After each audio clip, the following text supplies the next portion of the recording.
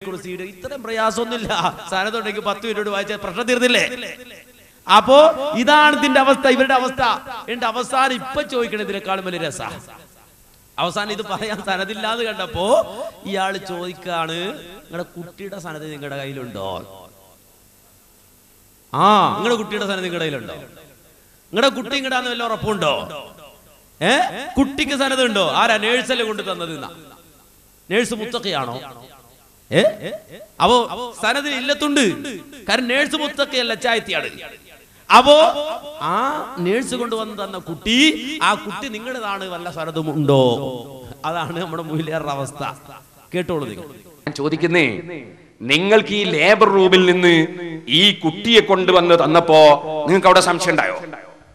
കൊണ്ടുവന്ന ആളാരാ? മുത്തക്കിയായ തഹജ്ജുദ് നിസ്കരിക്കുന്ന ആളാ കൊണ്ട തന്നെ? നിങ്ങളെ സ്വന്തം ഭാര്യയാണെങ്കിലോ അപ്പം ബോധം കെട്ട് വീണതുവാ. ഇനി സ്വന്തം ഭാര്യ തന്നെ പറഞ്ഞാലോ, ഒറ്റ പെണ്ണ് പറഞ്ഞാൽ സാക്ഷിക്ക് പറ്റുമോ? 2 പെണ്ണില്ല, 2 ആണില്ലാതെ എന്നാ നിനക്ക് സ്വീകരിക്കാൻ പറ്റും? കണ്ടോ, ഇതാണ് ഇപ്പൊ ചോദിക്കണത്. എന്താ ചെയ്യാ? പറഞ്ഞതിന്റെ ചുരുക്കം എന്താ? ഇപ്പൊ നമുക്കൊന്ന് മനസ്സിലാക്കാം. നമ്മുടെ ലേബർ റൂമിൽ അച്ചായത്തിയായ നേഴ്സ് കുട്ടിയെ കൊണ്ട് തന്ന പോലെ ഹസ്രജി എന്ന് പറഞ്ഞ ഒരാൾ നമുക്കൊരു മുടി കൊണ്ട് തന്നത്. അത് നിങ്ങൾ എന്തിനാ ഞങ്ങൾ ഇടകേറാക്കുന്നത്? ഇതാ ഈ ചോദിച്ചതിന് അർത്ഥം. നമ്മുടെ ഈ സമസ്തക്കാർക്ക് മനസ്സിലാണ്ടേ? മുജാഹിദുകളെ സംബന്ധിച്ചിടത്തോളം വളരെ വ്യക്തമായി മനസ്സിലാകും. കാര്യം എന്ന് വെച്ചാൽ, ഇങ്ങനെ ഒരു തർക്കം ഉണ്ടായപ്പോ വിഷയം പഠിച്ചവരല്ല മുജാഹിദീങ്ങൾ. ഇങ്ങനെ ഒരു തർക്കം ഉണ്ടായപ്പോ വിഷയം പഠിച്ചവരല്ല സലഫികൾ. നേരെ മറിച്ച് ഇന്ന് ലോകത്ത് നിലനിൽക്കുന്ന ആധാറുകളെ സംബന്ധിച്ച് വളരെ വ്യക്തമായി പഠിക്കുകയും, നമുക്കറിയാം അഹമ്മദ് തൈമൂറിനെ പോലെ ഈ വിഷയത്തിൽ സുപ്രസിദ്ധങ്ങളായ ഗ്രന്ഥങ്ങൾ എഴുതുകയും പഠനം നടത്തുകയും ചെയ്ത ആളുകളടക്കം അവരുടെ ഗ്രന്ഥങ്ങളടക്കം പരിശോധിക്കുകയും ഇതുപോലെ ആധാറുകൾ പരിശോധിക്കുകയും ചെയ്തിട്ട്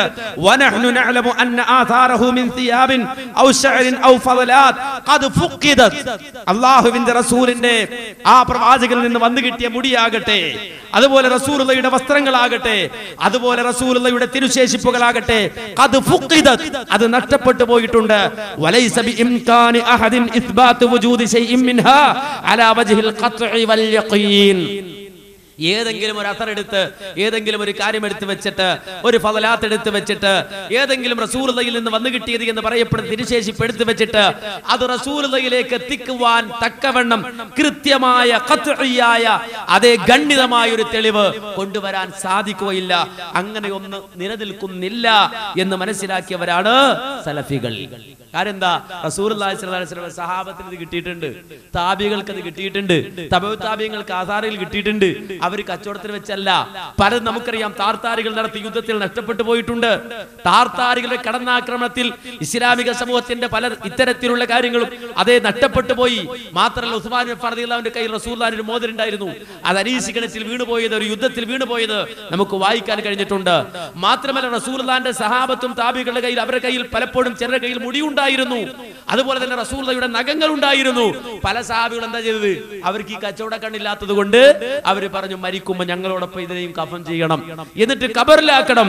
എത്രത്തോളം മഹാനായ ഉമർ ബിൻ അബ്ദുൽ അസീസ് റളിയല്ലാഹു അൻഹു, അദ്ദേഹത്തിന്റെ ചരിത്രത്തിൽ കാണാം, അദ്ദേഹം വസിയത്ത് നൽകുകയാണ്. അദ്ദേഹം ഉമർ ബിൻ അബ്ദുൽ അസീസ് മരിക്കുന്ന ഘട്ടത്തിൽ വസിയത്ത് ചെയ്യുകയാണ്. എന്താ വസിയത്ത് ചെയ്തത്? ഇദാ മിത്തു ഫഖുദു ശഅറ വൽ അൽഫാറ ثم جعلوه في കഫനി.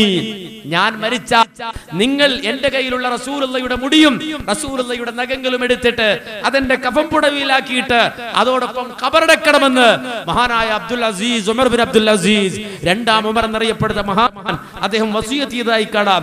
ഇതുപോലെ ചില സഹാബികള് അവർ വസിയത്താണ്, എന്റെ കണ്ണിന്റെ പിരികത്തിൽ വെച്ച് ഖബറടക്കണമെന്ന് വസിയത്ത് ചെയ്തത് കാണാം. ഇങ്ങനെ റസൂലുള്ളാഹിയുടെ തിരുശേഷിപ്പുകൾ, പ്രവാചകന്റെ നിന്ന് വന്നു കിട്ടിയ ആധാറുകൾ അത് നീക്കം ചെയ്യപ്പെട്ടു പോയിട്ടുണ്ട്. അത് റസൂലുള്ളാഹിയിലേക്ക് എത്തുന്നത് എന്ന് ഉറപ്പിച്ചു പറയാൻ തക്കവണ്ണം സനദുള്ള, പരമ്പരയുള്ള ഒന്ന് ലോകത്ത് നിലനിൽക്കുന്നില്ല എന്ന് അതിനെ സംബന്ധിച്ച് പഠിച്ച ഒരു തിസീസായി എടുത്തു വെച്ചുകൊണ്ട് തന്നെ പഠിച്ച പണ്ഡിതന്മാർ അത് രേഖപ്പെടുത്തിയത് നമുക്ക് കാണാൻ കഴിയും. എന്നാൽ ഇവിടെ സനദ് ഇല്ലാത്ത സനദ് ഉണ്ടാക്കാൻ വേണ്ടി ശ്രമിക്കുകയാണ്. എന്നിട്ട് സനദ് ചോദിക്കുമ്പോ സനദില്ല. അപ്പൊ ചോദിക്കുകയാണ്, നിങ്ങളുടെ മക്കൾക്ക് സനതുണ്ടോ, നിങ്ങളുടെ വാപ്പക്ക് സനതുണ്ടോ എന്നാ ചോദ്യം. അതിനൊരു മുസ്ലിയാർ തന്നെ മറുപടി പറഞ്ഞു, കേട്ടോളൂ. സനത് ചോദിക്കുമ്പോൾ ഇവർ പറയുന്നത്, സനത് ചോദിക്കാൻ നിങ്ങൾ ആരാണ്? കാന്തപുരത്തോട് നമ്മൾ ഈ മുടിയുടെ പരമ്പര ഒന്ന് കൈമാറണം, പറഞ്ഞു തരണമെന്ന് മാന്യമായ ഇസ്ലാമിക നിയമപ്രകാരം ചോദിച്ചപ്പോൾ ഈ പേരോട് ഇതിന് മറുപടി പറയുന്നത്, എന്തിനാണ് നിങ്ങൾ സനത് ചോദിക്കുന്നത്? എന്താ പരമ്പരന്റെ ആവശ്യം?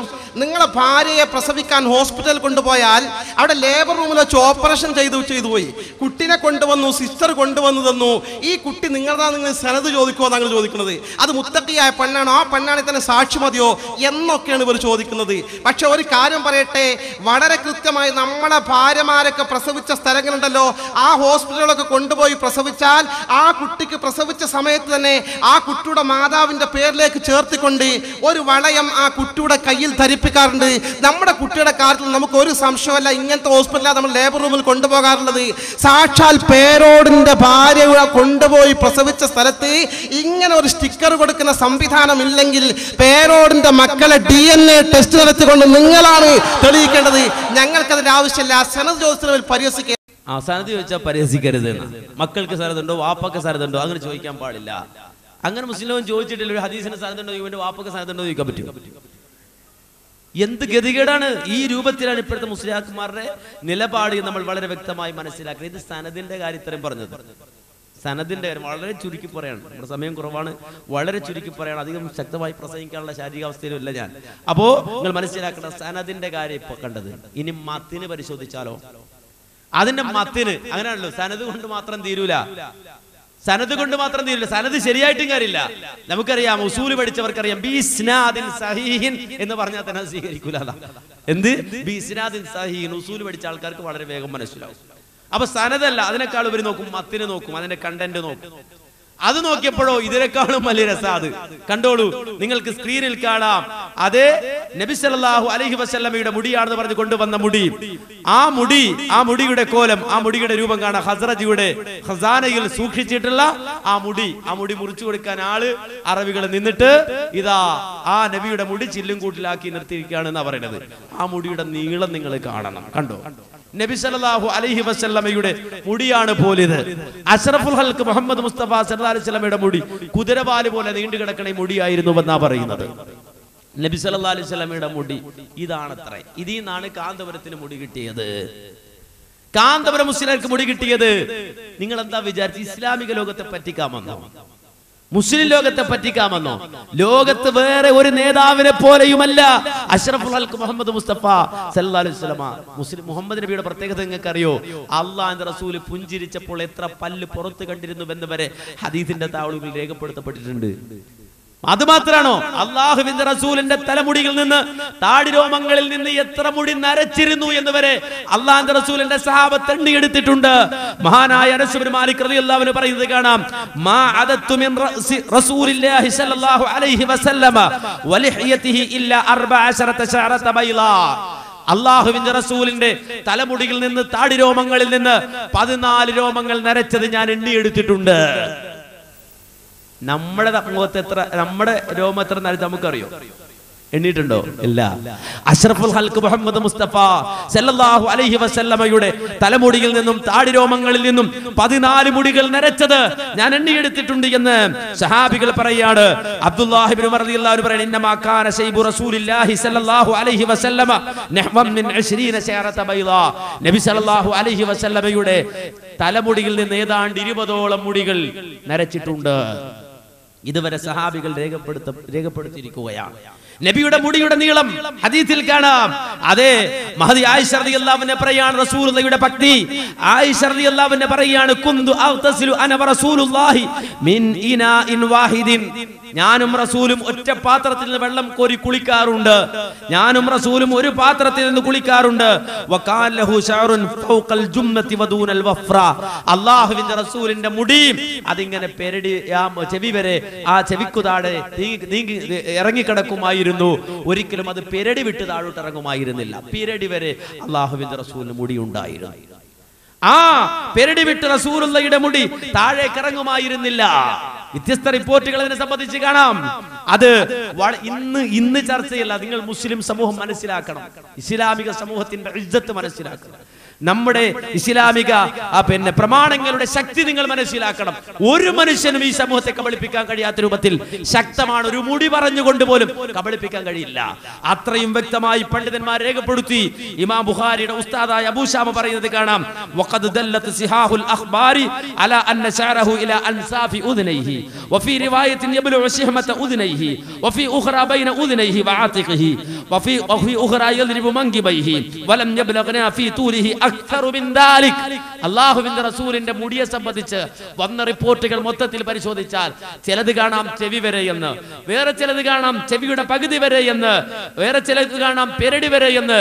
ഒരിക്കലും മങ്കിബൈഹി ചുമലിനു താഴേക്ക് അല്ലാഹുവിന്റെ റസൂലിന്റെ മുടി നീണ്ടതായി ഒരു റിപ്പോർട്ടും വന്നിട്ടില്ല. മാക്സിമം വന്നത്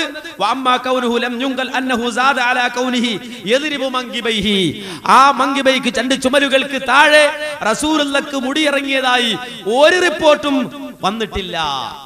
ഇത് മാത്രമല്ല പണ്ഡിത ലോകം ചർച്ച ചെയ്തത്, നേരെ മറിച്ച് ഇത് നിങ്ങൾ പഠിച്ചു വെക്കണം. എന്തുകൊണ്ട് അറിയൂ, കുറച്ച് കാര്യങ്ങൾ ഇവർ കബളിപ്പിക്കാൻ വേണ്ടി പറയുമ്പോൾ അത് ആവശ്യമാണെന്നത് കൊണ്ട് മനസ്സിലാക്കി വെക്കണം. അല്ലാഹുവിന്റെ റസൂൽ എപ്പോഴൊക്കെ മുടി നീക്കി ചരിത്ര ഗ്രന്ഥങ്ങളിലുണ്ട്. നിങ്ങളൊക്കെ എപ്പോഴാണ് തലമുണ്ടനം ചെയ്ത് ഉണ്ടാവും? നിങ്ങളുടെ ജീവചരിത്രത്തിൽ ഉണ്ടാവും? ഇല്ല. അല്ലാഹുവിന്റെ റസൂല് തലമുണ്ടനം ചെയ്ത അവസ്ഥകൾ വരെ ഹദീസിൽ കാണാം. അതെ, ഹിജ്റ 6-ാം വർഷം റസൂലുള്ളാഹി ഹുദൈബിയയിൽ വെച്ച് തലമുണ്ടനം ചെയ്തു. അതെന്താ? ഉംറക്ക് വേണ്ടി വന്നു, ഉംറ ചെയ്യാൻ കഴിഞ്ഞില്ല. അവസാനം നബി അവിടുന്ന് തഹ്ലീലായി, ഹുദൈബിയയിൽ നിന്ന് തഹ്ലീലായി. ഹിജ്റ 6-ാം വർഷം. അതിനുശേഷം നമുക്ക് കാണാം റസൂലുള്ളാഹി സ്വല്ലല്ലാഹു അലൈഹി വസല്ലം ഹിജ്റ 7-ാം വർഷം വന്നു. ഹിജ്റ 7-ാം വർഷത്തിൽ റസൂലുള്ളാഹി വന്നു, ഉംറ ചെയ്തു. എന്നിട്ട് അതിൽ നിന്ന് തഹ്ലീലായി റസൂലുള്ളാഹി തലമുണ്ടനം ചെയ്തു. പിന്നെയോ റസൂലുള്ളാഹി ഹിജ്റ 8-ാം വർഷം വന്നു, ജറാനയിൽ നിന്ന് വന്നിട്ട് ഉംറ ചെയ്തു, അപ്പോൾ തലമുണ്ടനം ചെയ്തു. പിന്നെ റസൂലുള്ളാഹി ഹിജ്റ 10-ാം വർഷം വന്ന് ഹജ്ജ് ചെയ്തു. ആ ഹജ്ജിന് ശേഷം തല മുണ്ടനം ചെയ്തു. അതുകൊണ്ട് തന്നെ റസൂലുള്ളാഹിയെ സംബന്ധിച്ചിടത്തോളം മുടി ഈ പെരടിക്ക് കീഴെ വളരാൻ തന്നെ സമയം ഉണ്ടായിട്ടില്ല. എന്തുകൊണ്ട് പെരടി വരെ മങ്കിബൈഹി വരെ വന്നു? അതിനെ സംബന്ധിച്ച് പണ്ഡിതന്മാർ ചർച്ച ചെയ്യാണ്. അതുപോലെ ചില റിപ്പോർട്ടിൽ അത് കഴുത്ത് വരെ, ചെവി വരെ. കാരണം എന്താ വെച്ചാൽ ചില ആളുകൾ കാണുമ്പോൾ ചെവി വരെ വളർന്നിട്ടുണ്ടാവുള്ളൂ മുടി. കുറെ കാലം കഴിഞ്ഞ് വേറെ ആൾ കാണുമ്പോൾ അത് ചിലപ്പോൾ കുറച്ചുകൂടെ ഇറങ്ങിയിട്ടുണ്ട്. അയാൾ പറയും പെരടി വരെ എന്ന് പറയും. മാക്സിമം മങ്കിബൈഹി ചുമല് വരെ, അതിനപ്പുറം ഇറങ്ങിയിട്ടില്ല. അതിനപ്പുറം വളരാൻ സമയം ഉണ്ടായിട്ടുമില്ല. ഇത് വളരെ വ്യക്തമായി മനസ്സിലാക്കണം. വേറൊരു കാര്യം പറയുമ്പോൾ ഇത് ഓർക്കണം, അപ്പൊ ഞാൻ അത് ഓർപ്പിച്ചു തരാം. ഏതായിരുന്നാലും മാന്യ സഹോദരങ്ങളെ, ഇത്രയും നീളമുള്ള മുടി അഷ്റഫുൽ ഖൽഖ് മുഹമ്മദ് മുസ്തഫ സല്ലല്ലാഹു അലൈഹി വസല്ലമക്ക് ഇല്ല.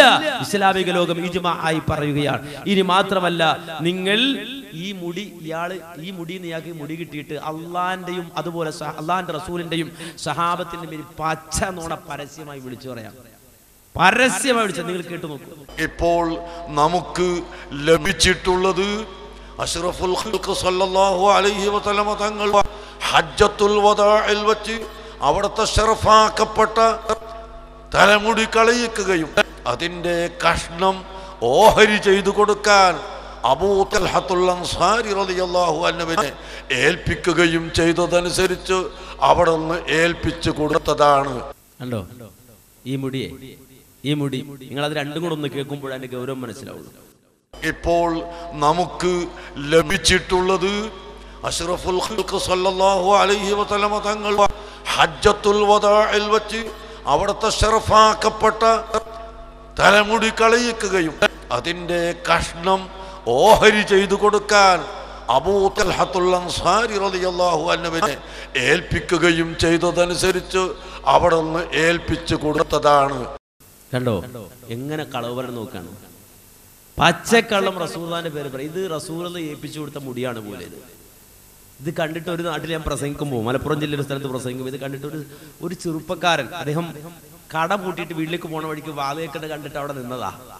കാരണം അദ്ദേഹം പ്രസംഗം കഴിഞ്ഞിട്ട് ഓടിക്കഥ ചെടുക്ക് വന്നിട്ട് ചോദിച്ചു, എന്ത് ചെയ്യും മൗലവി ഈ മൂലിയാക്കന്മാരെ, എന്താ ചെയ്യേണ്ടത് ചോദിച്ചു. ഞാൻ പറഞ്ഞു, മക്കൾ നിങ്ങൾ ആത്മാർത്ഥമായിട്ട്, നിങ്ങൾ നാടന്മാരാണ്, നിങ്ങൾ റബ്ബിനോട് ആത്മാർത്ഥമായി പ്രാർത്ഥിക്കുക. പഠിച്ചവരെ ഞങ്ങളുടെ നേതാക്കന്മാരെ, ഞങ്ങളുടെ മുസ്ലിയാക്കന്മാരെ നന്നാക്കി തായെന്ന് റബ്ബിനോട് പ്രാർത്ഥിക്ക്, അതാ വഴി എന്ന് പറഞ്ഞു. അദ്ദേഹം ആരിശം കൊണ്ട് പറഞ്ഞു, ഇവന് വേണ്ടി പ്രാർത്ഥിക്കലാണ്, ബാണത്തിൽ കെട്ടി ബഹിരാകാശത്തേക്ക് വിടാം. ഇവരെയൊക്കെ ബാണത്തിൽ കെട്ടിയിട്ട് ബഹിരാകാശത്തേക്ക് വിടാം, മൂപ്പറ നാടൻ ഭാഷയിൽ പറയാം. അത്ര ഈ സാധാരണക്കാർ വിഷമിക്കുകയാണ്, പ്രയാസപ്പെടുകയാണ്. ഇത് പച്ചയായി ചൂഷണം ചെയ്യാണ്. ഈ മുടി ഒരു നാടനെ കാണിച്ചു നോക്കിയിട്ട് റസൂലുള്ളാഹിന്റെ മുടിയാണോ? ആണോ? ഇനി വേറൊന്നും വേണ്ട, റസൂലുള്ളാഹിന്റെ മുടിയാണെന്ന് സങ്കല്പിക്കുക. എങ്കിൽ അതേപോലെ കാന്തപുരം മുസ്ലിയാർ മുടി വെച്ചിട്ട് ഈ ജംഗ്ഷനിലൂടെ നടക്കട്ടെ. ഇത്രയും നീളമുള്ള മുടി കാന്തപുരം മുസ്ലിനെ വെച്ചിട്ട് ഈ ജംഗ്ഷനിലൂടെ നടന്നു നോക്കട്ടെ, നടക്കോ നിങ്ങള്? നടക്കോ? പേരോട് ഉസ്താദ് ഇങ്ങനെ മുടിയൊക്കെ നീട്ടി ഇങ്ങനെ വരിക. ആദ്യം ഒരു പറഞ്ഞത് ഞങ്ങളുടെ മുടിക്ക് ഇത്രയും നീളമില്ലാതെ, കാരണം ഇതിൽ നിന്ന് മുറിച്ച് കിട്ടിയ മുടിയാണ് ഇവരുടെ കയ്യിലുള്ളത്. അതിന് ഇത്ര നീളം ഉണ്ടാവില്ലല്ലോ, അത്ര നീളം ഇല്ലാന്ന്. പക്ഷേ ഇത്ര നീളം ഇല്ലാന്ന് പറഞ്ഞിട്ട് എന്താ കാര്യം? ഈ മുടി ഇത്രയും നീളമുള്ള മുടിയാണ് ഹസ്രജി ഇത് കൊടുത്ത ആടെ കയ്യിലുള്ള മുടി എന്ന് കണ്ടയാളാ കാന്തപുരം. അതിന് ഞാൻ ഇന്ന് നോക്കുമ്പോ ഉത്തരദേശം പത്രത്തിൽ മറ്റൊരു ഫോട്ടോ, അത് ഞാൻ റെഡിയാക്കിയിട്ടില്ല, ഞാൻ ഇൻഷാ അല്ലാഹ് അടുത്ത പരിപാടിയിൽ അത് കാണിച്ചു തരാം. ഉത്തരദേശം പത്രത്തിൽ 2 ഫോട്ടോ കാന്തപുരം ഇങ്ങനെ നോക്കി നിൽക്കണം, ഈ മുടി നീളത്തിൽ തന്നെ നോക്കി നിൽക്കുന്ന ഫോട്ടോ കാസർഗോഡ് നിന്ന് ഇറങ്ങുന്ന ഉത്തരദേശം പത്രം 2 ഫോട്ടോ പുറത്തുവിട്ടിട്ടുണ്ട്. നിങ്ങൾക്ക് നെറ്റിൽ അത് കാണാൻ കഴിയും. പരിശോധിച്ചാൽ നിങ്ങൾക്ക് നെറ്റിൽ നിന്ന് ഉത്തരദേശം പത്രത്തിന്റെ സൈറ്റിൽ നിങ്ങൾക്ക് ലഭിക്കും. എന്നാ നോക്കി ഇവിടെ ആ കാന്തപുരം പോയി നിൽക്കുകയാണ്, ഉണ്ടാവും. എവിടെ? ഇത് ഹസ്രജിയുടെ നേരത്തെ കണ്ട ഹസാനയാണ്. അവിടെ പോയി നോക്കിക്കുക. ഇത് 2009 എടുത്ത ഫോട്ടോയാണ്. 2009 എടുത്ത ഫോട്ടോയാണ്. ആ ഫോട്ടോയിൽ ഇയാൾ അവിടെ പോയി കണ്ടതാ ഇത്രയും നീളം ഈ മുടിക്ക് എന്ന്. ഇയാൾക്ക് മനസ്സിലായില്ല. ഇവിടെ വന്നിട്ട് പറയാം ഞങ്ങൾക്ക് കിട്ടിയ മുടിക്ക് അത്രയും നീളമില്ല. ആദ്യം പറഞ്ഞു ഇപ്പൊ അതൊക്കെ മാറിയിട്ടോ, ഇപ്പൊ അതൊക്കെ മാറി. എന്നാൽ റബ്ബ് ഇവരെ കൊണ്ട് ഇവരുടെ തൊള്ള കൊണ്ട് പറയിച്ചു ഇത് റസൂലുള്ളാഹിയുടെ മുടിയല്ല. ഇവരുടെ തൊള്ള കൊണ്ട് നേരെ ഇത് കള്ളമുടിയാണ്, ഇത് പിടിക്കേണ്ട മുടിയാണ് അള്ളാഹ് പറയിപ്പിക്കുകയാണ്. കേട്ടോളൂ. പിന്നെന്താ പരിപാടി എന്നറിയോ? ഏകദേശ കള്ള തരീഖുകാരുടെ സ്വഭാവത്തിൽ നിങ്ങൾക്ക് കാണാം. മുടിക്ക് നീളം കണക്കുണ്ടാവില്ല, പെണ്ണുങ്ങളെ കാണുമ്പോൾ നിങ്ങളുടെ മുടിയായിരിക്കും. ഏകദേശ കള്ള തരീഖുകാർ നബി സല്ലല്ലാഹു അലൈഹി വസല്ലം മുടി വെക്കുന്നതിനൊക്കെ പരിധി പറഞ്ഞിട്ടുണ്ട്. ഈ കാതിന്റെ ചോടുള്ള സ്ഥലത്തിനപ്പുറം വെട്ടിക്കളയണമെന്നാ. അതിനപ്പുറം നീട്ടി വെക്കുന്ന മുടി അത് ഞാനൊരു വലിയ ആളാന്നുള്ള നിലക്ക് വെക്കണേ ഹറാമാണ് എന്നാ, അല്ലെങ്കിൽ തന്നെ പാടില്ലാത്തതാണ്. പക്ഷേ നീണ്ട മുടി നിങ്ങൾക്ക് കാണാം. ഇപ്പൊ ഇനി പിടിക്കേണ്ട ഇങ്ങനത്തെ സാധനങ്ങളെല്ലാം മുടിക്കെത്തിരാ നീളമെന്നറിയോ? എന്തേ ഒരു ബാർബർ ഷാപ്പിൽ പോകുന്നതിന് ഇത്ര ലുബ്ധന്മാരാണോ? എന്നിട്ട് ഈ മുടിയുടെ നീളം നിങ്ങൾ കണ്ടോളി. മുടിയുടെ നീളമൊക്കെ നിങ്ങൾ കണ്ടോളി, ഒന്ന് കണ്ടോളി, നന്നായിട്ടൊന്ന് കണ്ടോളി മുടിയുടെ നീളമൊക്കെ. നബി സല്ലല്ലാഹു അലൈഹി വസല്ലം മുടി വെക്കുന്നതിനൊക്കെ പരിധി പറഞ്ഞിട്ടുണ്ട്. ഈ കാതിന്റെ ചോടുള്ള സ്ഥലത്തിനപ്പുറം വെട്ടിക്കളയണമെന്നാ. അതിനപ്പുറം നീട്ടി വെക്കുന്ന മുടി അത് ഞാനൊരു വലിയ ആളാന്നുള്ള നിലക്ക് വെക്കണേ ഹറാമാണ് എന്നാ, അല്ലെങ്കിൽ തന്നെ പാടില്ലാത്തതാണ്. പക്ഷേ നീണ്ട മുടി നിങ്ങൾക്ക് കാണാം. ഇപ്പൊ ഇനി പിടിക്കേണ്ട ഇങ്ങനത്തെ സാധനങ്ങളെല്ലാം മുടിക്കെത്തിരാ നീളമെന്നറിയോ? ഇനി പിടിക്കേണ്ട ഇങ്ങനത്തെ സാധനങ്ങളെല്ലാം മുടിക്കെത്തിരാ നീളമെന്നറിയോ? അതെന്നെ പ്രശ്നം. മുടിക്കിച്ചിരി നീളം കൂടി പോയി, അതെന്നെ പ്രശ്നം. മുടിക്കിച്ചിരി നീളം കൂടി പോയി. ഇത്രയും മുടി നീളം പറ്റൂലായിരുന്നു. ഇത് നേരത്തെ ആലോചിച്ചില്ലേ? ഇത് കുതിരവാല് പോലുണ്ട്. അത്ര നീളം പറ്റൂല, അത് പ്രശ്നമാണ്. മാക്സിമം ചെവിക്കുറ്റി വരെ പറ്റുള്ളൂ. അത് അത്രയും റസൂലുള്ളാഹി വെച്ചിട്ടുള്ളൂ എന്നാ.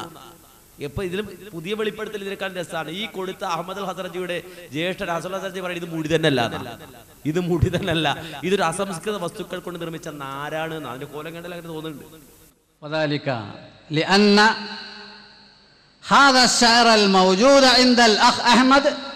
അനുജൻ അഹമ്മദിന്റെ കയ്യിലുള്ള ഈ മുടികൾ ശഅറുൻ മസ്നൂഉൻ മിൻ അൽയാഫിൻ ഇസ്തിനാഇയത്തിൻ ആലിയത്തിൽ ജൗദ മിൻ അൽയാഫിൻ ഇസ്തിനാഇയത്തിൻ ആലിയത്തിൽ ജൗദ, വളരെ മികച്ച ഔന്നത്യമുള്ള ചില നാരുകൾ, കൃത്രിമ നാരുകൾ ഉപയോഗിച്ച് സാങ്കേതികമായി സമന്വയിപ്പിച്ച് ഉണ്ടാക്കിയതാണ്. അസംസ്കൃത വസ്തുക്കൾ കൊണ്ട് നിർമ്മിച്ച നാരാണ് എന്നാ പറഞ്ഞത്. ആര്? ഈ കൊടുത്താടെ ജ്യേഷ്ഠൻ പറയണത്. കാരണം വെച്ചാൽ ഇത് സാധാരണ ചൂടിൽ വെച്ചാൽ, നമ്മുടെ സാധാരണ തീയിൽ വെച്ചാൽ കത്തൂല, ഉയർന്ന ഊഷ്മാവിൽ കത്തിച്ചാലേ കത്തുള്ളൂ. അതെന്ന് വെച്ചാൽ ഈ സ്ഥാനത്തൊക്കെ ചോദിക്കുമ്പോൾ സ്ഥാനത്ത് കൊടുക്കണ്ടാവില്ല. അവസാനം ഇത് വെച്ച് ഇങ്ങനെ കാണിച്ചു കൊടുത്ത് കത്തുണ്ടോ നോക്ക്, കത്തുണ്ടോ നോക്ക് എന്ന് പറഞ്ഞ് ഇങ്ങനെ തീയിൽ വെച്ച് കാണിച്ചു കൊടുത്ത് ആളെ പറ്റിക്കാൻ വേണ്ടിയിട്ട് അസംസ്കൃത വസ്തുക്കൾ കൊണ്ട് നിർമ്മിച്ച ഒരു തരം നാരാണിത് എന്നാ. ഈ നാരിട്ട് വെള്ളത്തിലിട്ട് വെള്ളം ചാർജ് ചെയ്ത ഇപ്പൊ വിറ്റ് കാശാക്കിട്. ഈ നാരിട്ട് ചാർജ് ചെയ്യുക വെള്ളത്തില്, എന്നിട്ട് 101 മുതൽ 10,001 വരെ വിൽക്കുക വിലയിട്ട്. 101 മുതൽ 10,001 വരെ വില. ഒരു പണിയില്ല. ഒരു കുപ്പി വെള്ളം എടുക്കുക, ചാർജ് ചെയ്യുക, അല്ലെങ്കിൽ ഒരു ടാങ്ക് വെള്ളം നിറക്കുക, ചാർജ് ചെയ്യുക, എന്നിട്ട് കുപ്പിയിൽ കോരി കൊടുക്കുക. 101 മുതൽ 10,001 വരെ. എവിടെ പോലും ഈ തെളിവ്? നാളെ ചോദിച്ചടക്കണ്ട. കേരള ശബ്ദം പുതിയ മതി. ഒരു കോപ്പി വാങ്ങി കയ്യിൽ വെച്ചു. ഇതിൽ വളരെ വ്യക്തമായിട്ട് പ്രവാചക തിരുവേശം 40 കോടി ചെലവിട്ട് പള്ളി പണിയുന്നു. മുടികിട്ട വെള്ളത്തിന്റെ വില 101 മുതൽ 10,001 വരെ. കേട്ടോ?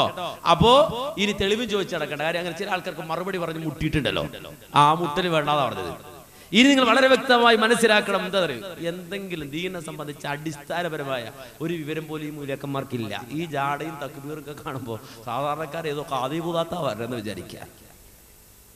ലബ്ബാധാരം ഇരിക്കുന്നുണ്ട് ആണോ, അദ്ദേഹം അവിടെ ഇരിക്കുകയാണ്. അതേസമയം നേരെ കുറച്ച് അവിടെയാ ചെല്ലണമെങ്കിൽ ഒരു വലിയ തക്ബീറൊക്കെ ആയിട്ട് ഇങ്ങനെ പോകുണ്ടാവും, അന്തരീക്ഷത്തിൽ കൂടെയോ അതല്ലെങ്കിൽ മോളിൽ കൂടെയോ മാനത്തിൽ കൂടെ ഒക്കെ പോണ്ടാവും. ഈ ജാതി ആളുകളെ, ഒരാളെ മഹത്വവൽക്കരിച്ചിട്ട് അയാൾക്കില്ലാത്ത സ്ഥാനം കൊടുത്തിട്ട് ഒരു വലിയ ആളാണെന്ന് കാണുന്നവനെ വരുത്തി തീർക്കുക, ഇതാണ് ഇവരെ സംബന്ധിച്ചിടത്തോളം അടിസ്ഥാനപരമായ കാര്യം. ഒരു അസ്ലിയായ ഇൽമു ഇവർക്കില്ല, അസ്ലിയായ ഒരു അടിസ്ഥാനപരമായ ഇൽമു ഇവർക്കില്ല. ഈ വിഷയത്തിലും വന്നത് അതാണ്. എന്താ പറഞ്ഞു വരുത്തി അറിയോ? സാധാരണക്കാരൊക്കെ പറയാണ് അത് ഇവരൊക്കെ എന്താ എതിർക്കുന്ന കാരണം എന്താ അറിയോ? അത് അസൂയ കൊണ്ടാണ്. ആരോട് അസൂയ? കാന്തപുരത്തിന് മുടി കിട്ടിയതിന്റെ അസൂയയാണ്. ഈ സാധാരണ പെണ്ണുങ്ങളൊക്കെ പറയും, നമ്മുടെ നാട്ടിലെ നാടൻ പെണ്ണുങ്ങളൊക്കെ ആജാതി വർത്താനം മുസ്ലിമൊക്കെ പറയണം, കാന്തപുരത്തിന് കിട്ടിയ അസൂയ കൊണ്ടാണ് ഇവർ പറഞ്ഞത്. അപ്പൊ മുസ്ലിം ലോകം മറുപടി പറഞ്ഞു, പല രൂപത്തിൽ മറുപടി. ഒന്നെന്ന് വെച്ചാല് ഇത് കാന്തപുരത്തിന് മാത്രമല്ല മുടി കിട്ടി. നമ്മുടെ ഈ ആലുവയിൽ ഒരു സുൽത്താൻ ഉണ്ട്, ആലുവ തരീക്കത്തിന്റെ ഷെയ്ഖ്, അയാളുടെ കയ്യിലുണ്ട് 5 മുടി. കാന്തപുരത്തിന് എത്ര ഭൂതപിടി. ആലുവ ശൈത്താനല്ല സുൽത്താൻ, അയാളുടെ കയ്യിൽ എത്ര മുടി? 5 മുടി. അപ്പൊ ആരാകേമൻ?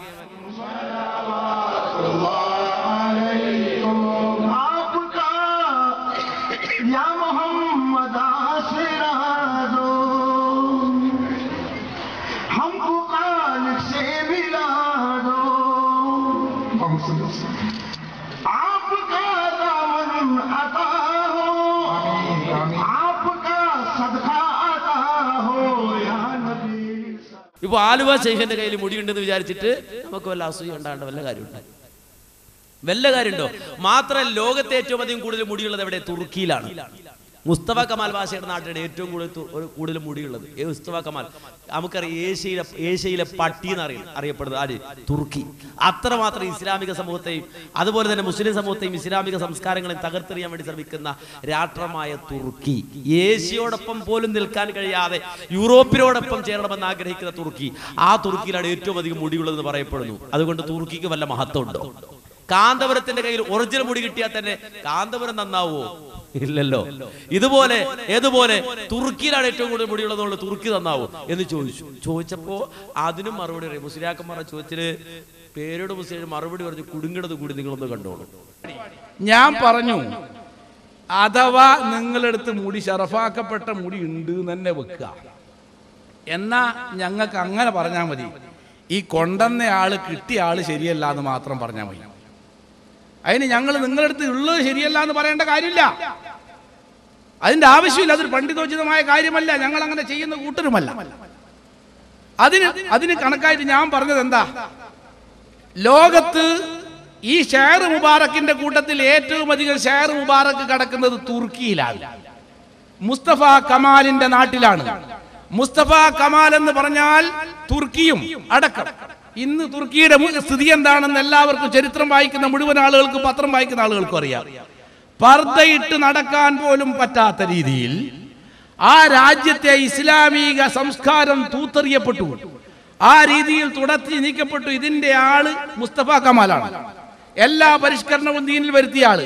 അയാൾക്ക് മഹത്വം ഉണ്ടോ? തുർക്കിയിൽ മുടിയുണ്ടെന്ന് വിചാരിച്ചിട്ട് അയാൾ അധീനതയിൽ എന്ന് ഞാൻ പറഞ്ഞപ്പോ അത് തുർക്കിയിലാണ് ഏറ്റവും അധികം മുടി എന്ന് ഓരോന്നും നോക്കി മറുപടി പറയാൻ കാത്തു നിൽക്കുന്ന ചില ആളുകൾ. ഒരു അബ്ദുറഹ്മാൻ മുസ്ലിയാർ എനിക്ക് മറുപടി പറഞ്ഞു, അതൊന്ന് തുർക്കിയിലാണ്. മുടികളിൽ ഏറ്റവും കൂടുതൽ മുടി കിടക്കുന്നത് തുർക്കിയിലാണ്, മുസ്തഫ കമാലിന്റെ സ്ഥലത്താണ്. ഏറ്റവും കൂടുതൽ മുടിയുള്ളത് തുർക്കിയിൽ മുസ്തഫ കമാലിന്റെ സ്ഥലത്താണ് അയാൾ പറയാറ്. ഞാൻ ചോദിക്കുന്നത് അത് ഏത് കിതാബിലാണ് ഉള്ളത്? അതിനെന്താ സനദ്? ഏറ്റവും കൂടുതൽ തുർക്കിയിലാണ് മുടിയുള്ളതെങ്കിൽ അതിന്റെ സനദ് എന്താണ്? ഏത് കിതാബിലാ ഉള്ളത്? അവിടെ എത്ര മുടിയുണ്ട് പറ. 35 മുടി. 35 മുടി സൂക്ഷിച്ച സ്ഥലം എന്റെ കയ്യിലുണ്ട്, കിതാബിലുണ്ട്. ഞാൻ ചോദിക്കുന്നത് തുർക്കിയിലാണ് ഏറ്റവും കൂടുതൽ. നിങ്ങൾ പറഞ്ഞല്ലോ, ഏത് കിതാബിലാ ഉള്ളത്? അവിടെ എത്രയാ ഉള്ളത്? സനദ് വായിക്കും, സനദ് വായിക്കുക. 2 മറുപടി പിന്നെ ഇതുകൊണ്ട് തീർക്കുന്നൊന്നുമില്ല, വായിക്കട്ടെ. അടുത്തത് ഞാൻ പറയാ, കുസ്തന്തീനിയ 34 മുടി. ഞാൻ നേരത്തെ പറഞ്ഞ 35 അത് തിരിച്ചു 34 മുടി. അല്ലാഥാറുൻ നബവിയ അഹ്മദ് തൈമൂർ ഗ്രന്ഥം നോക്കിക്കോ. നിങ്ങൾ പറഞ്ഞു കേടിയാന്ന് പിന്നെ ചോദിക്കണ്ട, ഇപ്പൊ തന്നെ പറയാം. എന്റെ മുസ്ലിയാരെ, ഇമാതിരി പൊട്ടപ്പോയത്തോ ഇനിയെങ്കിലും പറയരുത്. മൊയ്ലാന്മാരെ പറയിക്കുന്നത്. ഞാൻ സത്യത്തിൽ വിചാരിച്ചത് ഇയാൾക്ക് കുറച്ച് വിവരം ഉണ്ടെന്നുള്ളൊരു മതിപ്പനക്ക് ഉണ്ടായിരുന്നു. ഈ കുസ്തുന്തീനിയ എന്ന് പറഞ്ഞത് തുർക്കിയാണ്. ഒരാൾ പറയാ താജ്മഹൽ ഇന്ത്യയിലാണ് എന്ന് ഞാൻ പ്രസംഗിക്കുക, അതിന്റെ ക്ലിപ്പ് ഇടുക, എന്നിട്ട് പറയാ ആരാ പറഞ്ഞേ താജ്മഹൽ ഇന്ത്യയിലാന്ന്? ആരാ പറഞ്ഞേ? ഡൽഹിയിലാണ്, ആഗ്രയിലാണ്. കോൺസ്റ്റന്റിനോപ്പിൾ എന്ന് പറയുന്ന കുസ്തുന്തീനിയ തുർക്കിയിലാണ്. അത് എനക്ക് മറുപടിയല്ല, എനക്ക് അനുകൂല. സമ്മതിച്ചു, ഏറ്റവും കൂടുതൽ മുടിയുള്ളത് തുർക്കിയിലാണ് എന്ന് സമ്മതിച്ചു. അല്ലെങ്കിൽ ഇത് സനദിന്റെ ഈ പറയുന്ന പ്രധാന കാര്യത്തിന് ബന്ധിച്ച കാര്യമല്ല. ഞാനത് പറഞ്ഞു എന്നേ ഉള്ളൂ, അതിനെ ഗണ്ണിക്കാൻ ശ്രമിച്ചു. എന്നാ അതുകൊണ്ടും തീർന്നില്ല. എത്രയാ പറഞ്ഞേ? 34.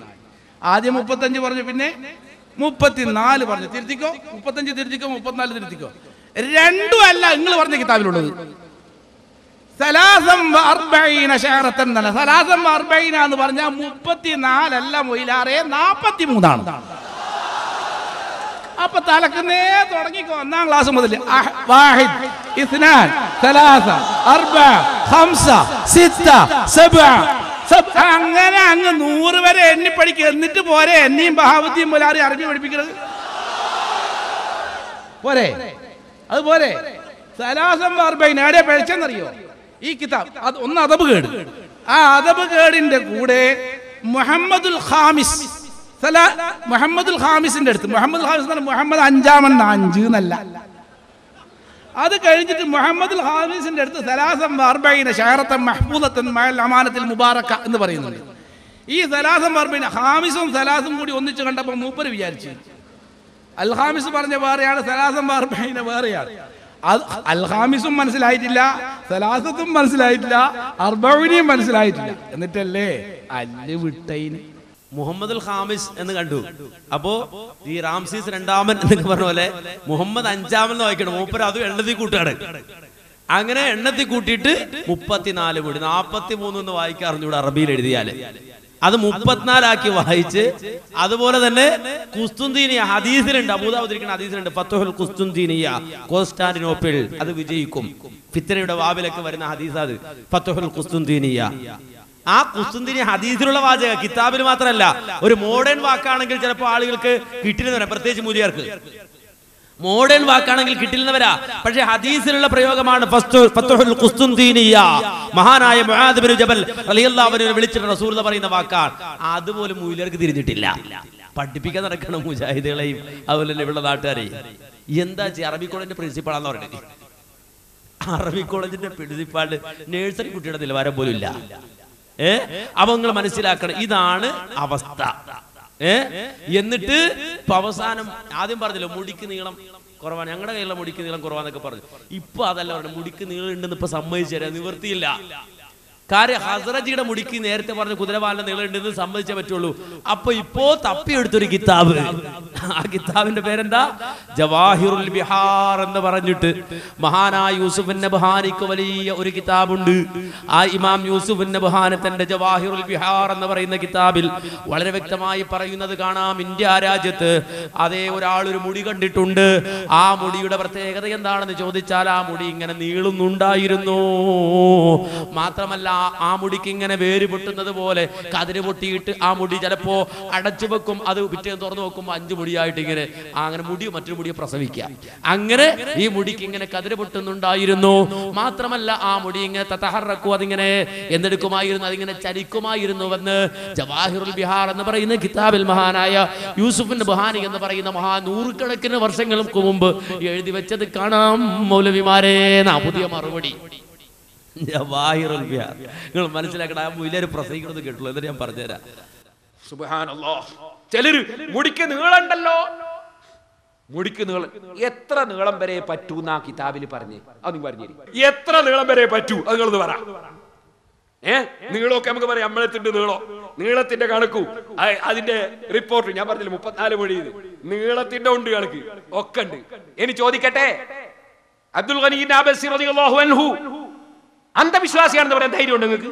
ഔലിയാക്കളെ നേതാവല്ലേ ആ അബ്ദുൽ ഗനി അബ്ബാസി റളിയല്ലാഹു അൻഹു മഹാനവറുകളോട് ഇന്ത്യ രാജ്യത്ത് 20ഓളം മുടികൾ സൂക്ഷിച്ച പണ്ഡിതന്മാരുണ്ടെന്നും അത്തരം ചില മുടികൾ നബി സല്ലല്ലാഹു അലൈഹി വസല്ലം തങ്ങളുടെ മദ്ഹ് പറയുമ്പോൾ അനങ്ങുന്നുവെന്നും അതിന് കവര് പൊട്ടുന്നുവെന്നും അത് നീളുന്നുവെന്നും പറഞ്ഞ വിവരം അബ്ദുൽ ഗനി അൽ-ആബൽസി റളിയല്ലാഹു അൻഹു രേഖപ്പെടുത്തിയിട്ട് അല്ലാഹുവിന്റെ റസൂൽ വഫാത്തിന് ശേഷവും അവിടുത്തേക്ക് ഹയാത്തുണ്ട്, അതുകൊണ്ട് അവിടുത്തെ ചില മുടികൾ അങ്ങനെയാകുന്നതിൽ അല്പവും ബുദ്ധിക്ക് വിരുദ്ധമല്ല എന്ന് എഴുതി വെച്ചിട്ടില്ലേ?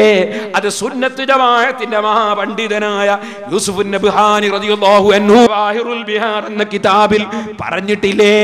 ഇമാമിങ്ങളെയൊക്കെ അന്ധവിശ്വാസിയാക്കി തള്ളാനാണോ നിങ്ങളെ പുറപ്പാട്? അതുകൊണ്ട് നിങ്ങൾ പറ, അതാ അബ്ദുൽ ഗനി അൽ-ആബൽസി അന്ധവിശ്വാസിയാണോ, കള്ളനാണോ? പറ, മുസ്ലിം സമുദായത്തോട് പറ. യൂസുഫ് നബ്ഹാനി തട്ടിപ്പുകാരനാണോ? നിങ്ങൾ പറ. കണ്ടോ? അപ്പൊ അബ്ദുൽ ഗനി അൽ-ആബൽസി അന്ധവിശ്വാസിയാണോ? എന്തിനാ അയാൾ അന്ധവിശ്വാസിയാകണ്ട്? അയാൾ പറഞ്ഞോ ഈ മുടി നീളുമെന്ന്? പറഞ്ഞോ? അബ്ദുൽ ഗനി അൽ-ആബൽസി പറഞ്ഞോ മുടി നീളുമെന്ന്, മുടി അനങ്ങുമെന്ന് പറഞ്ഞോ? ഇല്ല. ഇയാൾ ഇങ്ങനെ അയാൾ അന്ധവിശ്വാസിയാണോ? അയാൾ പറയണ്ടേ അന്ധവിശ്വാസിയാണെങ്കിൽ?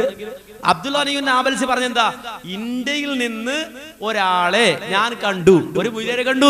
അത് കാന്തപുരം മുയിലേരായിക്കൂടെ, അല്ലെങ്കിൽ ഇന്നല്ലെങ്കിൽ വേറൊരു മുയിലേര്, അതുപോലൊരു മുയിലേര്. കാന്തപുരം മുയിലേര് അന്ന് ഉണ്ടായിരുന്നില്ല എന്ന് വേണേ പറഞ്ഞോ. ഇതുപോലൊരു മുയിലേര് മുമ്പുണ്ടായിരുന്നു. അയാൾ ഈ അബ്ദുൽ ഗനി അൽ-ആബൽസിയെ കാണുകയാണ്. കണ്ടപ്പോ ഈ മുയിലേര് അബ്ദുൽ ഗനി അൽ-ആബൽസിയോട് പറയാണ്, ഇന്ത്യന്ന് പോയാളാ, നമ്മുടെ നാട്ടിൽ നിന്ന് പോയാളാ. അയാൾ പറയാണ് 20 മുടി ഞാൻ കണ്ടിട്ടുണ്ട്. ആ മുടിയുടെ പ്രത്യേകത ഇങ്ങനെ അനങ്ങും, ആ മുടി ഇങ്ങനെ അനങ്ങും, ആ മുടി ഇങ്ങനെ നീളുന്ന മുടിയാണ്, ഇത് ഞാൻ കണ്ടിട്ടുണ്ട് എന്ന് അബ്ദുൽ ഗനി അൽ-ആബൽസിയോട് ഒരു മുയിലിയാര് പറഞ്ഞു. ആരാണ് ആ മുയിലിയാര്? ആ കിതാബ് വായിച്ച് പറയാമോ? ഇല്ല. കാര്യമില്ല, ആള് മജ്ഹൂല. കണ്ടൊരാള് പറഞ്ഞു. കണ്ട ആൾക്കാർ എന്തൊക്കെ പറയും? രാവിലെ ചായപ്പീടിയെ പോയി എന്തൊക്കെ കേൾക്കാം. അത് മുഴുവൻ സത്യമാണെന്ന് വിചാരിച്ചോ? മുമ്പ് ഒരു ചായക്കടയിൽ ഞാൻ കേട്ടതാണ് ഒരാൾ പറഞ്ഞിട്ട്. ഒരു കാക്ക വന്നിട്ട് പറയണം, അപ്പോ ആ സ്ഥലത്ത് BSN ഒരു ടവർ വന്ന സമയമാണ്. നമ്മുടെ ഇവിടെ അടുത്ത് ആലപ്പുഴ ജില്ലയിൽ നടന്ന, ഞാൻ വെറുതെ ഉണ്ടാക്കി പറയല്ല, ഉള്ള സത്യം തന്നെയാണ്. അങ്ങനെ ടവർ വന്നപ്പോൾ രാവിലെ ഇയാൾ ടവർ ആദ്യമായിട്ട് കണ്ടിട്ട് കടയിൽ വന്നിട്ട് എന്തെങ്കിലും അഭിപ്രായം പറയണല്ലോ. രണ്ട് മൂപ്പർ ഇന്നലെ വൈകുന്നേരം നോക്കുമ്പോൾ ഒരു ഫ്ലൈറ്റ് ഇങ്ങനെ വന്ന് ഇടിച്ചില്ല എന്ന് കണ്ടു. ഉടൻ തന്നെ ചവിട്ടി ഒരു വളയാണെന്ന് പറഞ്ഞു. ചവിട്ടിട്ടൊരു തിരിയാണെന്ന് പറഞ്ഞത് ഫ്ലൈറ്റ് അവിടെ ഇടിക്കാൻ പോയി, അത്ര ഉയരേണ്ടതിന്. അപ്പൊ അവിടെ ഇടിക്കാൻ വേണ്ടി ചവിട്ടി തിരിച്ചാ കണ്ടുകൊണ്ട് കണ്ടതാന്ന് പറഞ്ഞു. ഇത് റിപ്പോർട്ട് ചെയ്യാൻ പറ്റുമോ? അങ്ങനെ എന്തൊക്കെ മനുഷ്യന്മാര് പറയും. ഇത് അബ്ദുൽ ഗനി അൽ-ആബൽസിയോട് ഒരു മുയിലിയാര് പറഞ്ഞു. ആരാണ് മൻഹുവ? ആ റിപ്പോർട്ട് പറഞ്ഞ മുയിലിയാർ ആരാ? അറിയില്ല, മജ്ഹൂല. കിതാബിലുണ്ടോ? കിതാബിലില്ല. ഇനി അവിടെ ഇനി എന്താ? ഈ അബ്ദുൽ ഗനി അൽ-ആബൽസി പറഞ്ഞു എന്ന് പറഞ്ഞാരാ? യൂസുഫ് നബ്ഹാനിയാണ്. ഇയാള് തട്ടിപ്പുകൾ മനസ്സിലാക്കണം. മൂലാക്കന്മാരുടെ തട്ടിപ്പ് അസ്ലിയായ തട്ടിപ്പാണ്. ഇയാള് പറയാണ്, ഈ പറയുന്ന യൂസുഫ് നബ്ഹാനി എന്ന് പറഞ്ഞ 100 കണക്കിന് വർഷം മുമ്പ് മരണപ്പെട്ട യൂസുഫ് നബ്ഹാനി കേട്ടോ. നിങ്ങൾ കേട്ടോളൂ, അയാൾ പറയുന്ന വാചകം തന്നെ കേട്ടോളൂ.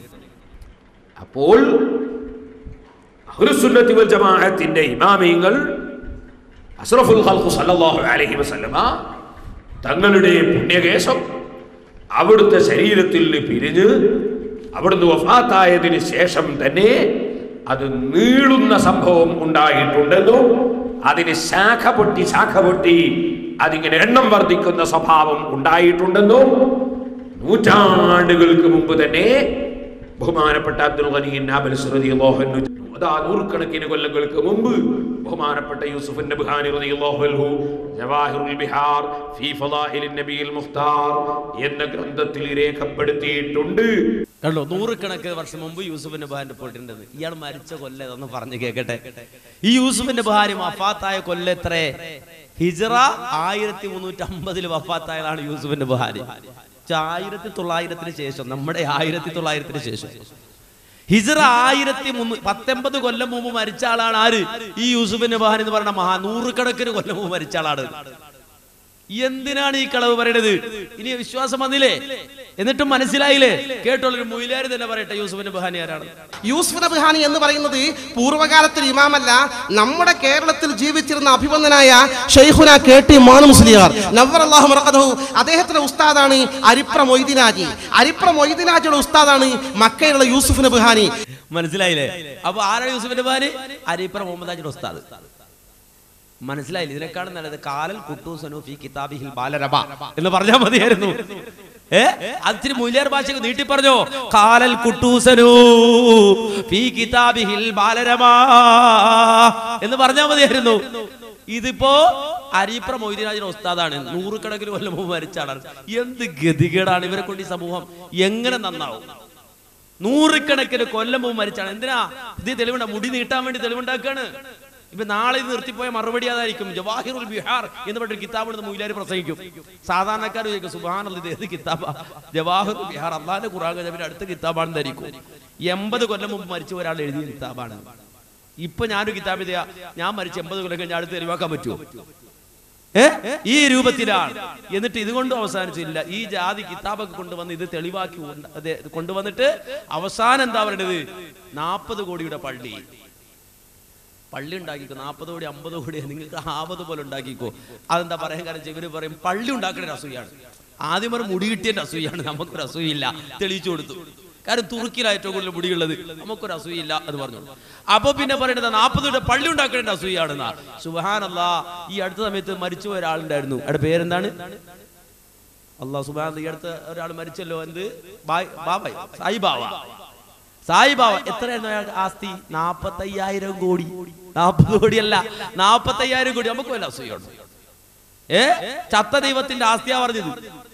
ചത്ത ദൈവത്തിന്റെ ആസ്തി 45,000 കോടി. മരിച്ചതിന് ശേഷം ആളുകൾ ചർച്ച ചെയ്യാണ്, ദൈവം മരിച്ചുപോയി, പൈസ എന്ത് ചെയ്യും? 45,000 കോടി വെച്ചിട്ട് ഇവിടെ ചർച്ച നടന്നു. വല്ല അസൂയുണ്ടോ മുസ്ലിങ്ങൾക്ക്? ഒരസൂയില്ല. ഇനി വേണ്ട. അതിനേക്കാളും വലിയ മുതലാളി ഉണ്ടായിരുന്നു, കാറ് മുതലാളി. ഇല്ലേ? എത്രയായിരുന്നു? ഖുർആൻ പറയാണ്, അയാളുടെ ഖജാന ഉണ്ടല്ലോ, അയാള് പൈസക്ക് സൂക്ഷിച്ച ഖജാനയുടെ താക്കോല് കൂട്ടുണ്ട്.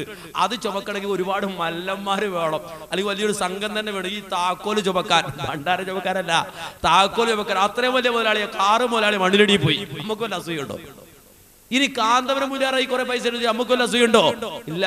പക്ഷേ ആ പൈസ വെളുപ്പിക്കാൻ സമൂഹത്തെ പിഴിയരുത്. അതാണ് നമ്മുടെ ആവശ്യം.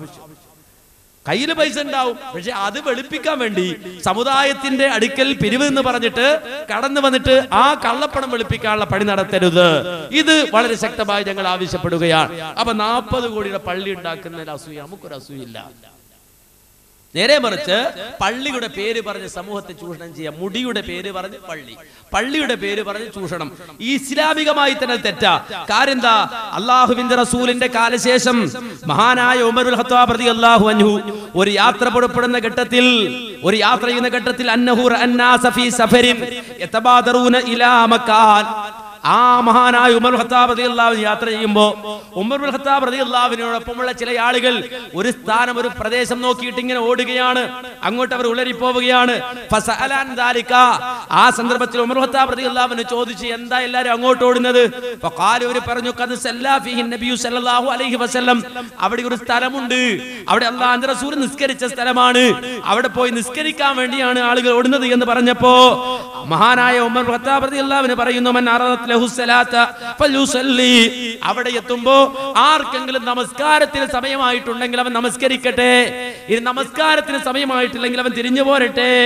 എന്നിട്ട് മഹാനായ ഉമറുൽ ഖത്താബ് റളിയല്ലാഹു അൻഹു പറയാണ്, ഫഇന്നമാ ഹലക അഹ്ലുൽ കിതാബ് ലിഅന്നഹും തതബ്ബഉ ആഥാര അംബിയാഇഹിം ഫത്തഖദൂഹാ കനാഇസ വബിആ. നിങ്ങൾക്ക് മുമ്പ് കഴിഞ്ഞു പോയ അഹ്ലുൽ കിതാബ്, വേദം നൽകപ്പെട്ട യഹൂദ നസറാക്കൾ നശിച്ചു പോകാൻ കാരണം ലിഅന്നഹും തതബ്ബഉ ആഥാര അംബിയാഇഹിം. അവർ അംബിയാക്കന്മാരുടെ ആധാർ അന്വേഷിച്ചു പോയി. എന്നിട്ടോ ആ ആധാറുകളുടെ കേന്ദ്രങ്ങളെ ഫത്തഖദൂഹാ കനാഇസ വബിആ, അവർ ചർച്ചുകളാക്കി, മണ്ഡപങ്ങളാക്കി, ആരാധനാ കേന്ദ്രങ്ങളാക്കി. അതുകൊണ്ട് നിങ്ങൾക്ക് മുമ്പ് കഴിഞ്ഞു പോയ യഹൂദ നസറാക്കൾ നശിച്ചു, അവർ നശിച്ചു എന്ന് മഹാനായ ഉമർ ഖത്താബ് റളിയല്ലാഹു അൻഹു പറഞ്ഞു. അപ്പോ ഈ രൂപത്തിൽ ആധാറുണ്ട്, അതിന്റെ പേര് അതിന്റെ പേരിൽ പള്ളി ഉണ്ടാക്കാൻ ഒരിക്കലും ഇസ്ലാം അനുവാദം നൽകുന്നില്ല. ലോകത്ത് അങ്ങനെ ഒരു സ്ഥാപനം സഹാബികളോ താബികളോ ഉണ്ടാക്കിയിട്ടുമില്ല.